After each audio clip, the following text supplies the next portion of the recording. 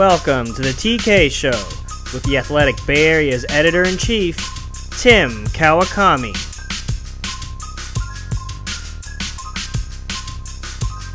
Hey everybody, Tim Kawakami here, recording from Warriors headquarters. Basketball is going to be dribbling in just a little bit. Really glad to have, as our special guest, a multiple-time appearance for Steve Kerr, your head coach of the Golden State Warriors. You got any other titles, or is that still just head coach? That's all, just head coach. Nice and clean. Yep. Happy birthday, by the way, yesterday. Thank you. And celebrated it by speaking at Salesforce, or Dreamforce. Just what everybody wants to do. I think they set that up. Like, you know what, birthday? What do I want? What I want? And that was a small business talk. What kind of things did you hit on when you're talking a small business topic? Talk about the Warriors. There you go. Good. Really small business, Steve. It's a tiny little business. Well, yeah, it was small business convention. Okay. And then, I actually have done a lot of this last couple of years, corporate speaking stuff, and it's one of the great things living in the Bay Area. There's so many interesting people and companies, and I've learned so much, and I've seen so many really cool places to work, and it's really fun to get out there and just meet really interesting, fascinating people and see what's going on in the Bay Area. It's probably the most interesting place to live in the country. I think some of your players have found that out, and they're out there. I mean, they're all asking you about the Warriors, right? Are you asking business people about their businesses? Sure. Any things that you think you might have picked up and you might be implementing here? Gosh, I mean, the gamut of things that or places that I've been, they run from, let's see, Cliff Bar, which was fascinating. They're right here in Emeryville, close to our facility. Incredible company. To see their culture, to see them kind of come alive as I walked into the building, and see, it kind of reminded me of the Warriors, where you just feel like everybody's kind of happy and doing their thing and really excited about their work and working together. They're just witnessing that culture and feeling it when you walk into a building is really cool. I spoke at a Clean Air Act convention, and I was convinced to buy an electric vehicle. Oh, so really? Wow. So you're driving one? I'm in the market for one right now. Okay. So that's just barely getting started. I mean, let's see, what else? I went to a fascinating VC retreat with a very small company in Silicon Valley. 11 people total in the VC in the venture firm, and we went to the top of a mountain in Lake Tahoe. We happened to have our coaching retreat in Lake Tahoe, and the next day I was invited to this retreat for this VC fund and company, and it's incredible, just like I said, what you learn when you visit with people from another area, because everything translates, right? You're always dealing with human beings and relationships and trying to be successful and trying to find ways to be successful and manage people. So everything always translates, but people are doing vastly different things, and it's really fun to compare and contrast.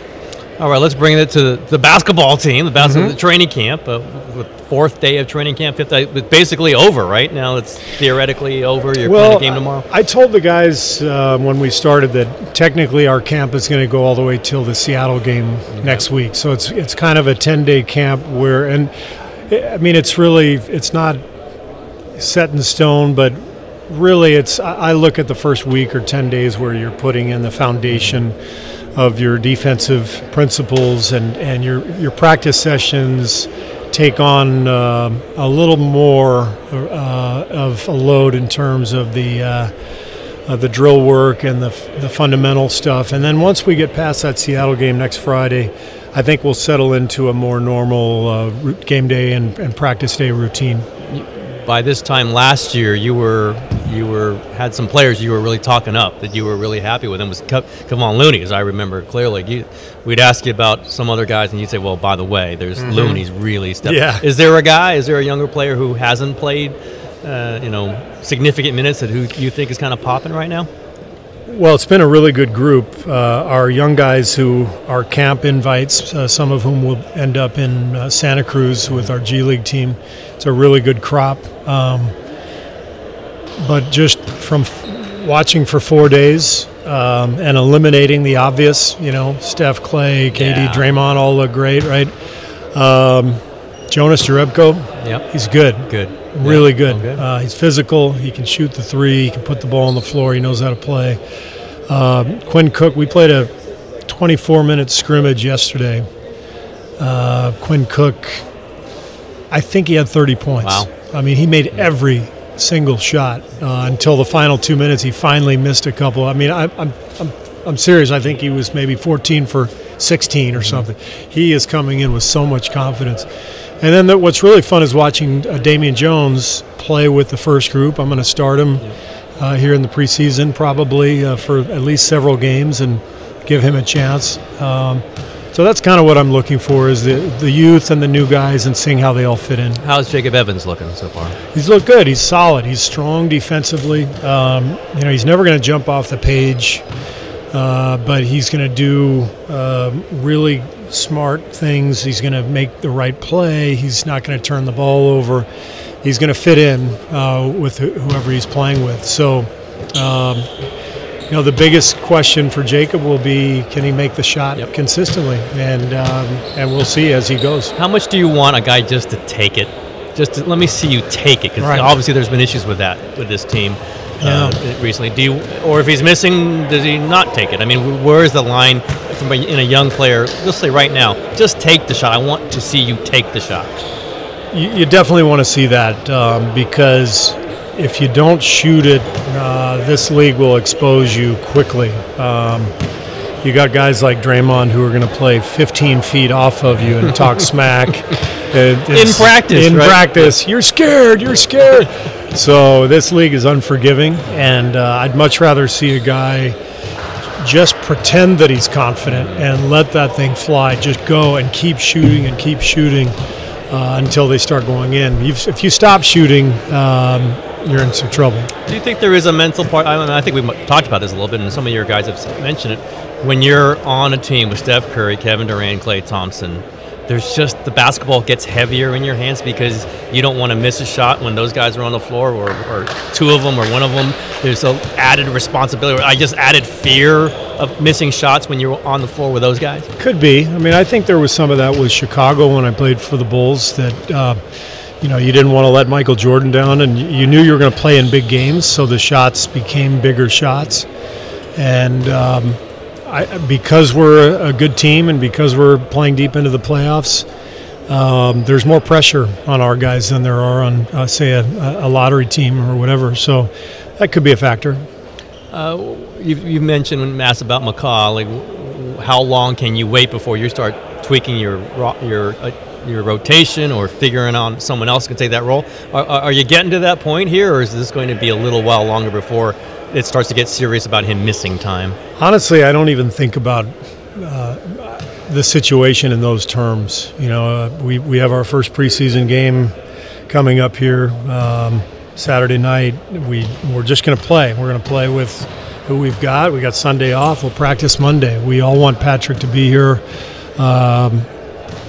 He's not here, so we play the guys who are here. And I don't know how to answer that question, but there's no doubt that in order to make your mark and get into the rotation, at some point you got to be out there with the guys.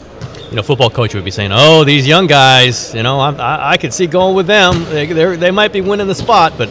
Steve Kerr is not a football coach, apparently. You like football, but you're not a football coach. One thing I've noticed just from media day, maybe some other conversations, is your guys have kind of come into this. I don't know if it's serene is the right way, but there certainly is a feeling of jaggedness. Maybe last season you're looking at China, you're looking, oh man, this is tough to go, the 4 straight years. Now it's 5 straight years to the finals if you do it. Which will be a lot. But I don't sense there is a a feeling of almost like, okay, this weight on their shoulders. Do you see that too? Is that just a natural maturity out of this team, or is it the circumstance? I think it's both. I think some of it is maturity. I think last year the China trip loomed for us, and I know Sean Livingston said when we came back and we played opening night, 6 days after we got back from China, Sean said this feels like game 41, not game 1. This preseason is perfect. We're going to Seattle, we're going to Las Vegas, we're going to San Jose. We're not leaving the Pacific time zone. We're going to fun cities. We're enjoying the process. We're also, defending champs, trying to win 3 straight. We're in a great position. I think we have a big edge over teams that haven't won it yet. You can make the opposite argument, that those teams are hungrier than us. And if we let our guard down, that's the case. But I also believe that once you've got a few rings, you don't have that same pressure that players on other teams have who have not won a ring. The stigma of, but you're a great player, but we don't have that, and we should take advantage of that. I don't want to lead this saying you're directly into the Western Conference Finals last year, but that was an incredible moment. We haven't really talked about just looking back on that 7-game series. You're down, but you lose. What was it, game 4 to go down? Whatever game it was to go down, and you're like, okay, we figure something out. Was that part of that? Okay, our guys don't have the same kinds of pressures. Maybe a team that hasn't won it that would be down right now after all this discussion about it. Was that a little bit into your thinking at that moment when you were so positive, even though you guys were almost ready to go? Right. It was genuine. We did feel like we figured some things out, and the beauty of the NBA, if you're the favorite, is that somebody's got to beat you 4 times. It's not the NCAA tournament. It's not one bad night and you're out. You got to have four bad nights, or the other team has to have 4 good nights. And so we're always confident until we're out. And I thought last year, midway through that series, the whole thing got turned on its head when Andre got hurt, and then it got flipped back the other way when Chris Paul got hurt. But that's all part of it. And so midway through that series, with all the injuries going on, everything else, we finally broke through offensively, and we could feel things changing. And maybe a little pressure going on the team that hadn't won it? Sure. Yeah. And the home court, too, it's always interesting in the playoffs. You always want home court in the playoffs, but there's a fear factor on the home floor for teams as well when you haven't won it. And I've been hearing that sound for literally, this is my 30th year in the NBA. Actually 31st coming up. And I've heard that sound so many times in playoff games where the home team is struggling to score, and the gasp, you miss your 5th straight 3, the gasp, the collective groan, and the home court can actually sort of be counterproductive because you feel like you're letting the home fans down, and a veteran team like ours can take advantage of that. We're going to take a quick break to talk about our friends over at Hims. 66% of men lose their hair by age 35. Some of you Warriors fans probably have a joke about this regarding a certain Los Angeles Laker, but it's not funny when it happens to you. The thing is, when you start to notice hair loss, it's too late. And why do guys turn to weird solutions, or even worse, do nothing, when they can turn to medicine and science? forhims.com, a one-stop shop for hair loss, skincare, and sexual wellness for men. Thanks to science, baldness can be optional. Hims connects you with real doctors and medical-grade solutions to treat hair loss. No waiting room, no awkward doctor visits, and save hours by going to forhims.com. It's insanely easy. Answer a few quick questions, a doctor reviews them, and can prescribe you products which are shipped directly to your door. Order now, and TK's listeners get a trial month of Hims for just $5 today right now while supplies last. See website for full details. This would cost hundreds of dollars if you went to the doctor or a pharmacy. So, go to forhims.com/TK. That's forhims.com/TK. forhims.com/TK. We're going to take another quick break to talk about our friends over at Robinhood. Robinhood is an investing app that lets you buy and sell stocks, ETFs, options, and cryptos, all commission-free. They strive to make financial services work for everybody, not just the wealthy. The Robinhood app is insanely easy to use, which is fantastic for a novice like myself. Other brokerages charge up to $10 for every trade, but Robinhood doesn't charge commission fees. Trade stocks and keep all of your profits. There's easy to understand charts and market data. Place a trade in just 4 taps on your smartphone. The Robinhood web platform also lets you view stock collections and analyst ratings of buy, hold, sell for every stock. Learn how to invest as you build your portfolio. Discover new stocks and track favorite companies with personalized news feeds. Custom notifications for price movements so you never miss the right moment to invest. Robinhood is giving our listeners a free stock like Apple, Ford, or Sprint to help build your portfolio. Sign up at tkshow.robinhood.com. That's tkshow.robinhood.com. And now, back to the TK Show.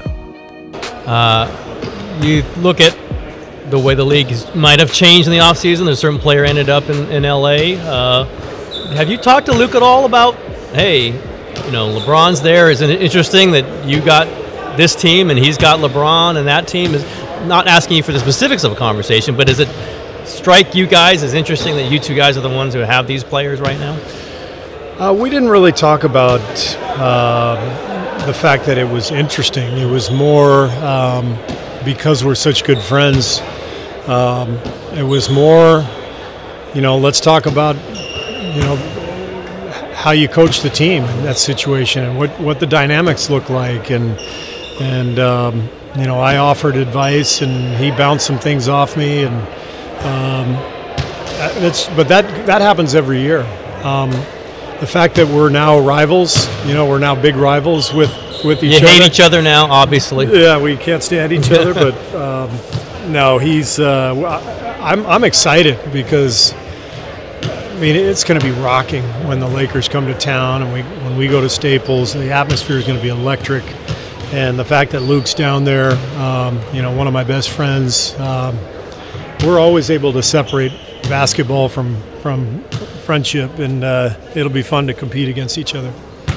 You hate this question. I only ask it of you once a year. I try to, but I will preface to say you look great, you sound great.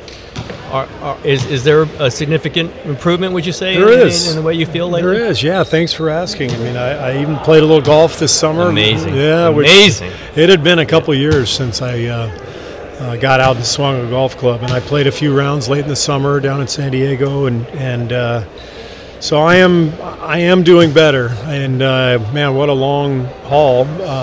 And I work every day. You know, I do a lot of stuff to make sure I'm staying on the improving path. But man, getting old, it sucks. You're the same age as me, so way to go, Kerr. Way to make me feel good. Again, was there a moment that you thought you might not be able to do this anymore? I mean, I know how much you love it, and I believe it made you want to do this more even. But was there a time like this is not? It's just not going to work. Well, the worst is behind me, so that's. I mean, that moment would have been a couple of years ago. Mm-hmm. You know, when I had to sit out in the playoffs. That that really. That was a brutally difficult time, and I wasn't sure what was going to happen. So, I think all of that is behind me, and I'm looking at much better days. Just the idea of you back on the golf course, that must have been knowing how much you love the game. Oh, it was so fun. So fun. Out in the sun, in the air is Yep. not terrible. No doubt. I asked Myers what I should ask you. He actually had some good questions, which surprises me because I don't know what the hell he knows about anything. But he did say this. I was kind of thinking about this self. I mean, this is your 5th year coaching in this team. Are there things that you are very different doing now than you were in the first year, or even that you imagine you would have been like when you started this job? Obviously, you hadn't coached before, but things seem to come so naturally to you. It's hard to say, okay, Kerr's different now as he was then, but maybe some things that you know that are different now than you were doing in year one. Well, it feels so much more efficient now. Our whole operation with our assistant coaches, with the players, it just feels like when we come in now, we know exactly what we're going to do. We get our work done and we get out of here, and we're on the right path. And I think 4 years ago, I was doing some things that maybe didn't work, that nothing major, but I would go home and go, man, that was a bad practice, But you learn about the rhythm of practice. You learn about the communication with the players and when to step in and when to back off, and especially as you get to know players better and better. And so now I've known the core guys here for a long time, and we've had so much experience with the season and navigating the 82 games and all that. So it just feels so much more natural and efficient. And I rarely go home and go, man, we screwed up today. I mean, we still make mistakes, but it seems a lot cleaner now than it did then. You still get into guys. I mean, and we saw it during last season when I think you thought you had to, right, to wake them up a little bit. Is that the same as it's been from the beginning? Are you about the same kind of dealing with them in the same way? I mean, you are who you are, and my wife has a phrase to describe me. It's actually from a book about Arthur Ashe, and Arthur Ashe's wife used to say of him, beware the fury of a patient man. And so my wife was reading the book, and she goes, oh my God, this applies to you too. That's not bad. And that's exactly right. I mean, I am exceedingly patient, but this. I snap once in a while. I break a clipboard every year, and everybody, laughs. And I've had a good laugh with DeMarcus Cousins about my ejection in Sacramento. Was it 2 years ago, I think? Maybe it was last year. I don't even remember. I think it was 2 years ago. They all blend together. 2 years ago, and I lost it. I lost it that night, screaming profanities, and I got ejected, which was well deserved. And as I was led to the locker room, I made eye contact with DeMarcus, and he had this sly grin on his face. And he kind of waved his hand and mouthed, bye-bye. And we had a good laugh about that one. But that's who I am. I'm going to be very patient. I'm going to be very poised. And then every once in a while I'm going to snap. I just can't help it. Oh, I should have asked you about DeMarcus before, but he looks like he's doing a lot more stuff than I thought he would have been. Not trying to get a date on this, not trying to have any expectation on when he's going to, but is he a little bit ahead of where you guys might have thought he was? We didn't really have any expectations in terms of a timetable, so I can't say that he's ahead of schedule. He's definitely not behind schedule. The rehab has gone really well. Problem is with an Achilles, it's a tricky injury to come back from because there's a lot of motion and movement. It's not as simple as a ligament healing in your knee or your elbow or something. It's your whole body depends on your Achilles for movement and balance and coordination. And so his Achilles is healed, and now it's about all that other stuff, all the movement, and that's where Rick Celebrini comes into play, our new director of performance here. Rick is great. DeMarcus is working closely with him, but he has taken part the last 2 days in practice, all the non-contact stuff. And it's good to get him out there. So you're installing some things maybe a little with him? I mean, not yet. Okay. We will. Right now he's just getting acclimated, and he's not going to play anytime soon.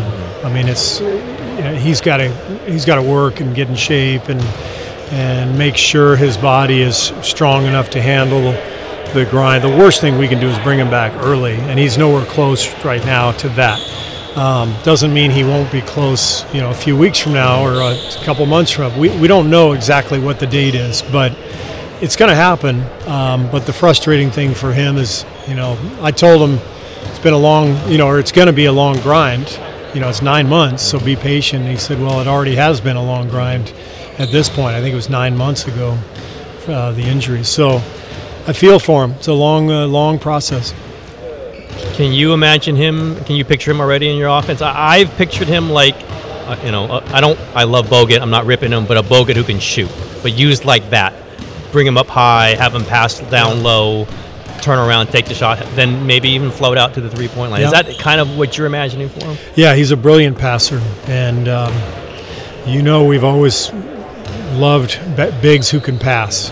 From Bogut to David Lee, David West, Zaza, Draymond. So we play through the post quite a bit anyway, and we haven't had a guy as powerful who could score down there. So we're going to throw him the ball in the block some, but I think his most comfortable spot is out at the elbow, like you said. And our offense, really, we run our offense out there anyway. So I envision running a lot of things through him at the elbow where he can pass and step out and shoot a jumper as well. Your offense will look weird with a low post feature. Your low post player has been Sean Livingston, by the way, right? Right. I mean, the only really guy that you ever work on the low post. As far as scoring. Yeah. But, I mean, you get Draymond. And, yeah. We use the low post from a passing standpoint, right, to get our guards open. So we like to throw the ball in there. David West, occasionally we'd go inside for a hoop, but generally we throw the ball in there in order to generate a shot elsewhere. Let's give you more angles. Now, I mean, to be able to throw it to DeMarcus with the shooting we have, and sometimes you need to slow the game down a little bit and get things in control, and you do that by getting fouled or, getting a layup, and we haven't had that option before. I always give you the leeway here since you're the ones who started this by bringing out that statement, one of the podcasts in a previous iteration of my show. Anything on the political landscape recently that has come up for you, or do you want to kind of pass on that right now? I'm going to pass on that right now. Yeah, there's enough commentary going on around the country. I can't imagine anything that's really being discussed right now. But yeah, let's pass on that. I will say one thing. I encourage everybody out there to register to vote. We had Rock the Vote come in. They're right on the table next to us. Right next to us. Our players who were not registered today. We're having the people in the building, our employees upstairs. They have access to get registered today with the Rock the Vote people.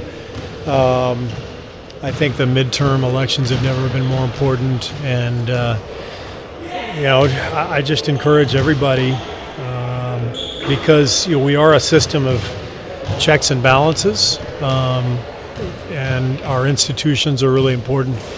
But our institutions are held up by us, by our ability to vote. And so I just encourage everybody to cast your ballot. Whoever you're voting for, use that ballot. It's going to be important. I just think the word citizenship has never been more important. I agree. In a lot of different ways, by the way. Yeah. Like what the informed, what the significance of being a true citizen is all about, and we're seeing tests of it all over the place. But as always, you can add in anything at a later date if you wish. You're the one person I allow this to. Did that generate some interest? It was a little bit, and it was even better that I didn't even know it was coming. But did you get any hate mail for me? Yeah, I was defending you, Steve Kerr. That's unbelievably. I don't never want to get in that stance again. So you know who I did meet? This is now going down the political path. I've met some of the Parkland kids who are basically responsible for the March for Our Lives movement that's going on, and those guys are awesome, and guys and girls. What they're doing is so inspiring. They're changing the conversation. They are. They're changing, and it's the only way things are going to change. And but that's the beauty of our system. The young people will win. The young people have the final say if they get out and vote. And if we want to change things, then that means the young people have to activate, and that's what a lot of young people are doing. I met Matt Deitch and David Hogg, both from the Parkland school in Florida, and it's just so inspiring what they're doing. They basically, are full-time activists, trying to get things done in the world of gun safety and gun control measures, and they're no joke, man. These guys are fighters. They're out there every day. They've been through a lot. There's no question, and I think sometimes maybe you have to go through a lot to really throw yourself back into it. Well, Steve, I will ask you. I've asked you your favorite restaurant before, so we'll do a different one to finish up. Steve Kerr, what's your favorite recent book that you've read? You're a big book reader, I know.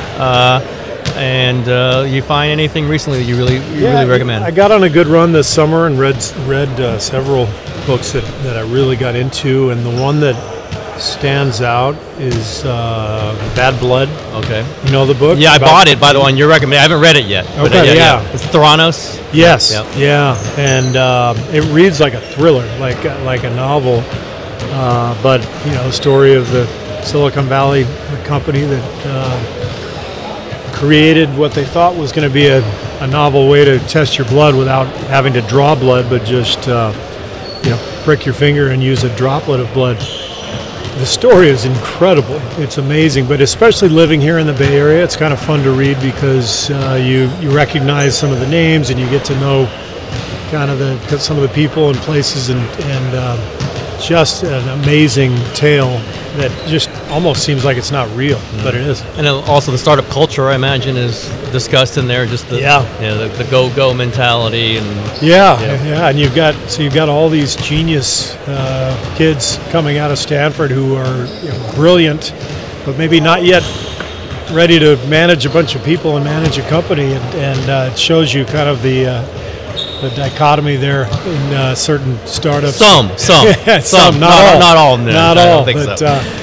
What's your business plan? What's your business? No, that's a whole other thing. Yeah, exactly. One book you recommended to me, and you have done that before, is Lincoln on the Bardo, which I have to embarrassingly say I couldn't get through. It was a voice. There wasn't. I like text.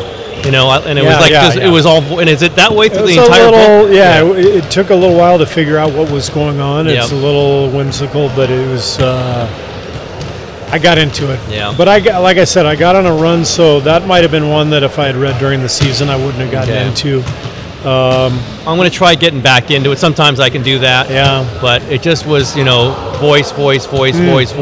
Like, where am I? What, I do like a little linear sense to it. I am linear. I'll give you another one that Chris Ballard gave to me called Being Mortal. Okay. Atul Gawande wrote it. He's I think a surgeon, but a writer, a surgeon turned writer, and a beautiful book. It's nonfiction, really well done. It's about aging and about how we care for the elderly in this country, and it's not. It doesn't read like a textbook. It doesn't sound like something that I got to read that, but it's beautifully done, and I really enjoyed it. All right, Steve, taking plenty of your time. Always appreciate talking to you, and you got a long season ahead of you. So I sure hope so. Brace for it. I know I am. All right. All right, thank you, everybody. That's Steve Kerr, and that's the show for today.